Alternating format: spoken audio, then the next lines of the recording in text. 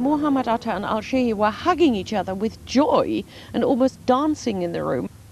It must have been sometime towards the middle end of October. On October the 17th, the USS Cole, an American warship, was attacked by an Al-Qaeda suicide squad. 17 US sailors died.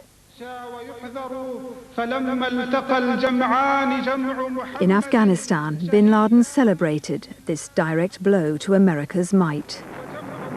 So too did some of his followers in Florida. And I thought this was extraordinary because I thought, wow, there's some life in them then after all, because this I had not seen before. But no one in authority at Huffman questioned more deeply why 2 Arab tourists with little enthusiasm for aviation were learning to fly. 13 months before the attacks, 2 of the trainee pilots, Mohammed Atta and Ziad Jarrah, tried to get a US visa for another member of the Hamburg terror cell. He was living in the Marienstrasse flat, his name Ramzi bin Al-Shib. We've discovered he was to have flown the 4th plane on September the 11th, but his visa was repeatedly refused by the US authorities. He was suspected of links to the Cole terror attack. Yet no one thought to question those who tried 4 times to bring such a man to America. And no one questioned where the money was coming from to pay for the flying lessons. November on here, yeah, all the way. It shows when he started, he flew 1.3 hours in 769. Atta and Al-Shehi paid nearly $19,000 each for their flying course alone. This is the total amount that he paid in order to fly. The 2 students had no visible means of support. Yet they had credit cards and plenty of money in bank accounts they'd opened in Florida. Funds would arrive regularly.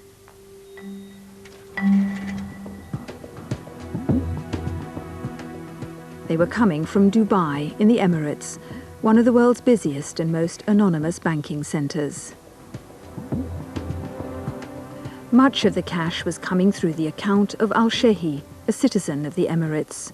He was to be the pilot of the 2nd plane in the September attacks. There were 4 transfers totaling about $100,000.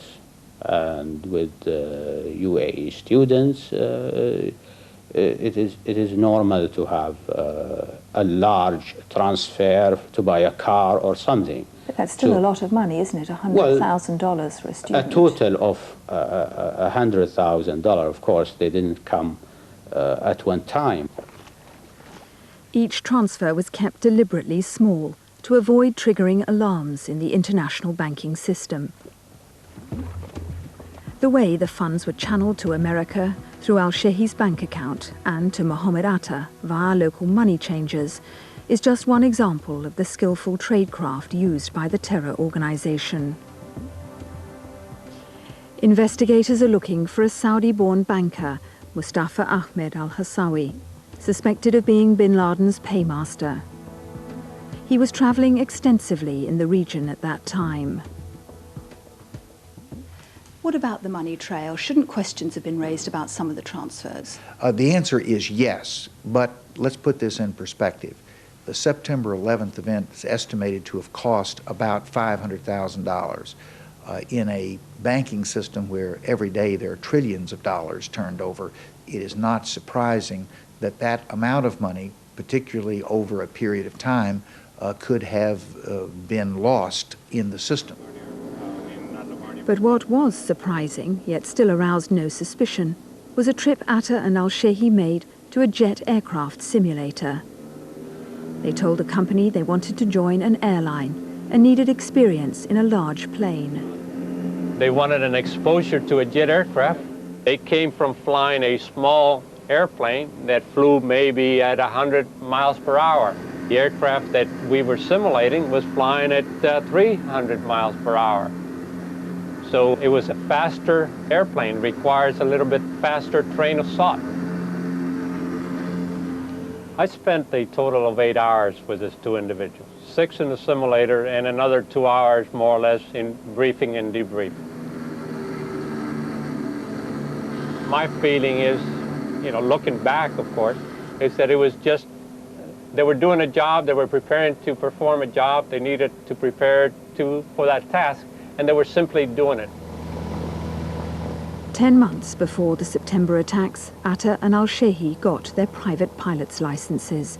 Their families didn't know they had gone to America or had learnt how to fly.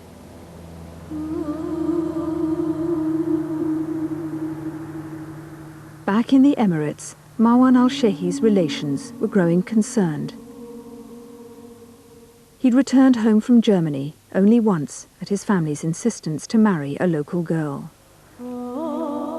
But he never even lived with her and soon disappeared again.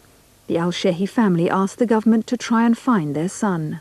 We always felt that he had problems because by contacting his friends in Germany, we did know that he had some close relations with people, in a way, linked with radical Islamic groups. Then we didn't know who it was. Was it bin Laden or anybody else linked with bin Laden? 9 months before the attacks, there was a key moment at Dubai airport. The pilot, Ziad Jarrah, arrived from bin Laden's camps via Pakistan. We've discovered that by now the Americans had their suspicions about Jarrah. They asked the Dubai authorities to question him about his links to Al-Qaeda. Jarrah said he was a pilot. He had a US visa and admitted he'd be going back to the States. The US was informed, but told the Emirates to let Jarrah continue his journey. The American government has declined to comment on this missed opportunity.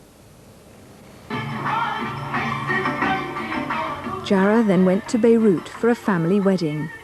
His parents knew he'd been to America and learnt to fly, but had no idea he was a follower of bin Laden.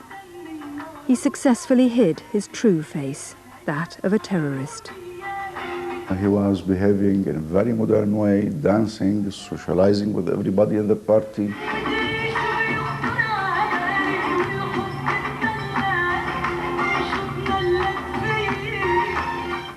He has a lot of friends, and everything was normal and okay. He doesn't have any sign or signal that you might think about it, that he changed his way of behavior or his thinking even.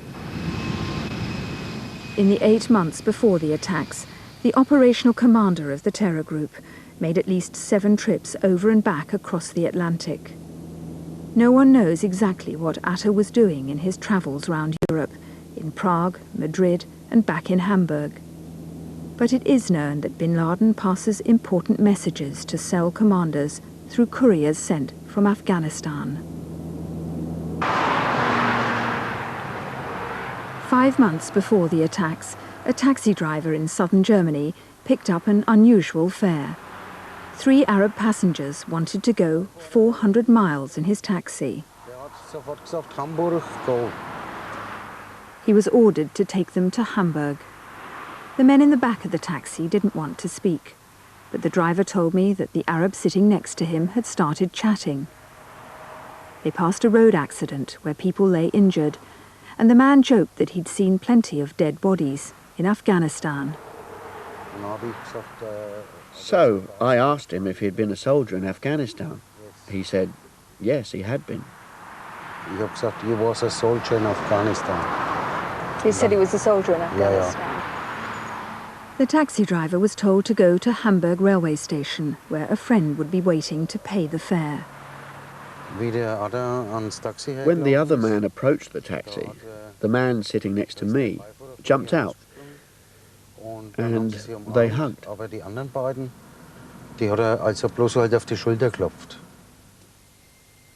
It was Mohammed Atta who hugged the man from Afghanistan. The taxi driver recognized him after the September attacks. I saw Atta's picture on television, and I knew that it had been him who had paid for the taxi here in Hamburg, that he had been the man. Are you sure it was Mohammed Atta? Yeah.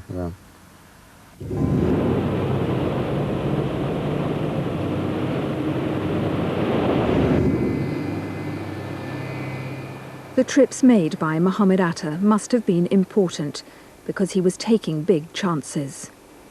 Coming back into Miami on one occasion, he knew his visa had expired, but would the INS, the Immigration Service, check him out?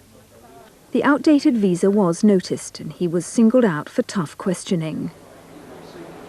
How much time have you spent in the United States? But Atta knew how to work the system. He argued successfully for an extension to his visa. It would allow him to stay until September. The fact that Atta was able to get a visa in the first place and then to abuse it by leaving the country and coming back even though it had expired is an indication of the atrocious way in which our INS operates.